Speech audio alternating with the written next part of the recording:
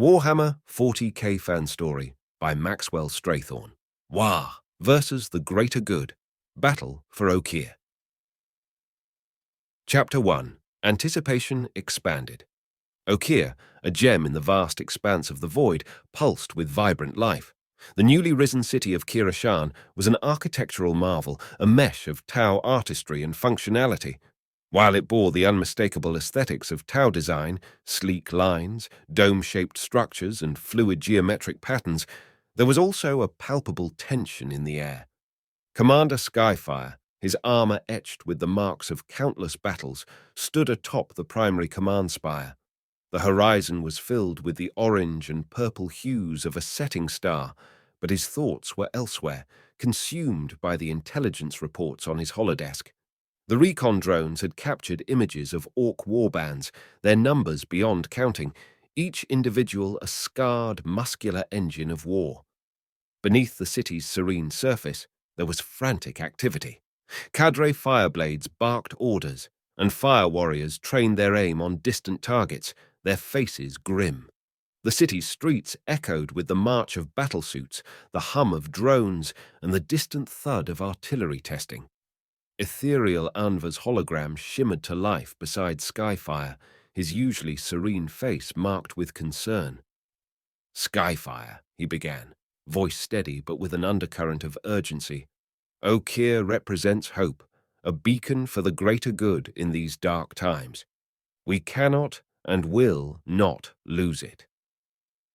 Skyfire nodded, but a sinking feeling gripped him. He had faced Orks before, had seen their savage might up close. He remembered the blood-soaked sands of Viola, the screams of the dying, and the maddening roars of the green tide. This was not just about holding a planet. This was personal. As night blanketed Okeer, the Tau prepared their defenses. Skyfire ordered trenches to be dug and barricades erected. In the underground, water-caste diplomats tried to rally neighboring systems for support, their voices echoing in desperate pleas. In the darker corners of Kiran, the streets ran red. The Vespid stingwings, driven to a frenzy due to the impending war, attacked anything that moved, their venomous stings bringing swift death. It took the combined might of several crisis suits to subdue them, but the damage was done. Doubt and fear had sown their seeds. By the time the first Ork rocket blazed across the Okeer sky, Kiran was a city on edge, its inhabitants ready for war, but haunted by the ghosts of battles past. The horizon, once a symbol of hope and beauty, now bore the omens of a brutal conflict. Chapter 2. The green tide rises expanded. Deep in the void, the Ork-kill cruiser, Gork's Fist, rumbled with untamed energy. Its insides, a chaotic maze of crude metal, leaking pipes, and roaring engines, pulsed with anarchic life. Everywhere, Orks busied themselves, from the mechs wielding oversized wrenches, fixing machinery with forceful bangs, to the larger knobs pushing smaller boys around, ensuring everyone knew their place. Warboss Grugnatz's lair was a cavern of trophies and war banners, each telling the tale of a conquered world or a vanquished foe. Chains dangled from the ceiling, some still bearing the remnants of unlucky enemies. Grugnatz himself was an embodiment of raw power. His massive frame bore scars that could each narrate tales of brutal encounters. His eyes, yellow and bloodshot, constantly scanned for any sign of challenge or rebellion. As he sharpened his power claw, relishing its hum and imagining it slicing through Tau armor, a commotion outside drew his attention. Bursting through the metallic door was a smaller, twitching Ork Zogwit, the Weird Boy. Weird Boys were known for their erratic and unpredictable nature, their bodies conduits for the raw psychic energy generated by the Ork race. Their visions, often as chaotic as their minds, were nonetheless respected. "Boss! Boss!" Zogwit's voice was a mix of excitement and terror, his eyes wild with psychic fire. "Da spirits, they shoutin'. They see shiny loot, blue-skin gits, and a big fight waitin'." Grugnatz leaned in, his nostrils flaring as he sniffed Zogwit, trying to gauge the truth in his ramblings. "What's this shiny loot, then?" he growled, his voice a rumbling threat. Zogwit twitched violently, the raw wah energy coursing through him. "Dunno, boss, but it's powerful. Makes the boys even stronger. The blue ones protect it." A cunning glint appeared in Grugnatz's eyes. For Orks, the promise of a good fight was tempting, but the allure of something that could make them even mightier was irresistible. "Prepare the boys!" he roared, slamming his fist on a rusty console, causing a cascade of sparks. "We's going to get dat shiny, and we's gonna crump 'em all." The cruiser shook with the combined roar of 1,000 orcs, each eager for the promised bloodshed. Gretchen scurried, loading ammo and preparing weapons. The ship's walls echoed with the rhythmic pounding of war drums. Every orc aboard felt the pull of the impending wah, an unquenchable thirst for battle and mayhem. As the cruiser approached Okeer, the atmosphere was electric. Orcs chanted, weapons were brandished, and the sheer anticipation of war was almost palpable. The green tide was not just rising, it was about to engulf everything in its path. Chapter 3. The First Strike Expanded. Kiran once calm skies transformed into a theatre of devastation. The serene expanse, which had witnessed countless dawns and dusks, now bore witness to the descent of the Orc armada. Each Orc rocket, bursting forth from Gork's fist, was a fiery meteor, and the atmosphere of Okeer erupted with their entrance. As the rockets broke apart, they unleashed hordes of greenskins who cackled and roared in delight, bellowing challenges to the world below. The ground shook with the intensity of the conflict. Tau fire warriors, their armor sleek and adorned with the markings of their sept, formed disciplined firing lines. Each pulse rifle shot was precise, a searing blue beam of energy that cut down the descending orcs. But the greenskins came in numbers that defied comprehension. It was a tide, relentless and overwhelming, turning the streets into rivers of green and blue. In the midst of the onslaught, a devilfish transport was ambushed. The orcs had deployed their rocket packs, slamming into the armored vehicle with the force of missiles. The devilfish, torn apart in the collision, spilled out its crew of fire warriors, who were immediately set upon by frenzied orc slugger boys. Blades met pulse rifle butts in brutal melee, each encounter a dance of life and death. From the shadows, Tau stealth teams struck at the orc war machines. In a flash of shimmering light, they'd appear, sabotage the growling engines or fuel lines, and disappear back into the obscurity. However, these hit-and-run tactics were countered by the brutish orc commandos, who took sadistic pleasure in hunting down and skinning the elusive Tau. The towering city structures, symbols of Tau progress and unity, became battlegrounds in their own right. Crisis suits, piloted by the elite of the Tau, rocketed upwards to confront the descending orc defcopters. Missiles, plasma, and sheer brute force clashed mid-air, resulting in fiery explosions that showered debris on the streets below. In the outskirts, Kroot mercenaries, their avian features sharp and fierce, engaged the orcs. Their war cries, otherworldly and haunting, clashed with the guttural roars of the boys. Each Kroot's long rifle was both a weapon and a tool, skewering orcs before consuming them, absorbing their strength. Yet, even their primal brutality was matched by the orcs, who revelled in the sheer carnage of it all. At the heart of the city, beneath the towering statue of the ethereal supreme, a last stand was taking shape. As orc looters began picking the city clean, a pulse resonated throughout Kiran, the sound of the ethereal hymn. Tau of all castes converged, their unity and belief in the greater good unwavering even in the face of annihilation. The first day of battle was drawing to a close, and Kiran was ablaze. Amidst the smoke, blood, and rubble, both sides paused, gathering strength for the continued onslaught. The war for Okeer had only just begun. Chapter 4.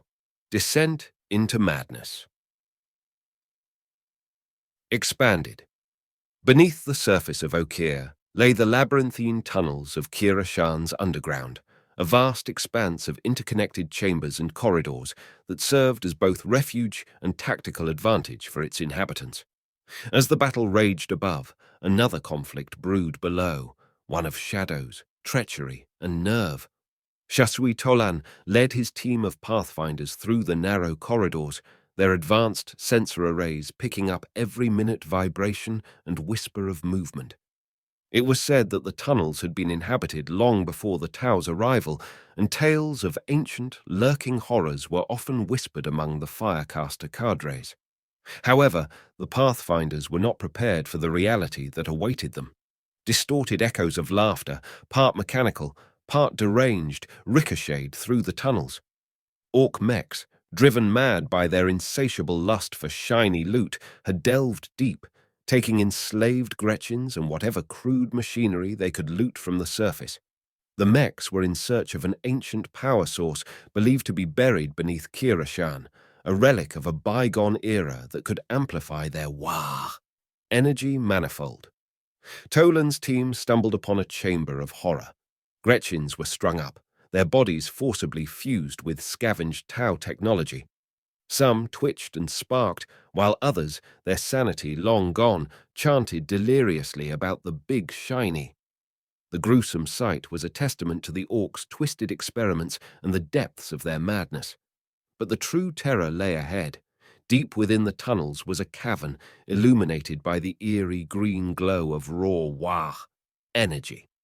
The mechs, their bodies augmented with an amalgamation of Ork and Tau tech, danced around a pulsating crystal, channeling its power. This was the ancient relic, and its raw energy was being harnessed to power a colossal gargant being constructed on the surface. If operational, the war machine would spell doom for the Tau. Tolan, realizing the gravity of the situation, sent a coded message to Commander Skyfire. The directive was clear. They had to stop the mechs at any cost. What ensued was a battle of wits and stealth.